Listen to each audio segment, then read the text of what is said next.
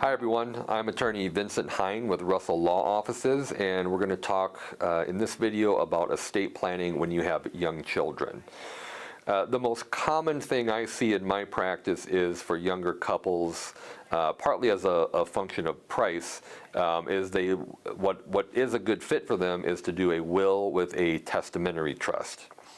While it's not a revocable living trust, it's cost effective, and really it does what most parents are afraid of, which is in the event you and your spouse, you die in the car accident, you don't want all the money to go to your children who then get it the day they turn 18.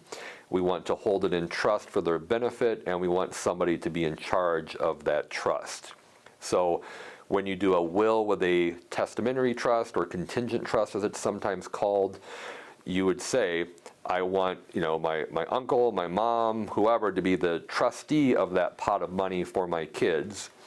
And then we add language to say something along the lines of, look, if my kids are 25 or 22 or 30, whatever age you want, you can do a lot of different things here.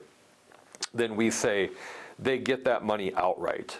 However, prior to that age, the trustee who I've appointed will use their discretion to pay money out for health, education, maintenance, and support, which of course covers basically everything. So that can be college tuition and room and board. If they're younger, it can be school supplies and clothes and camps and daycare. It's really just a matter of how old the children are. And of course, we can do special needs planning with this approach as well if you have a special needs beneficiary. So for younger couples with young children, a will with a trust is very common simply because it's a lower price point, and it addresses the doomsday event of you and your spouse die in the car crash. Who's in charge, right? And you could name a guardian over your kids as well inside of your will. Now, you could also do a revocable living trust. The benefit there is you would avoid probate if it's properly funded.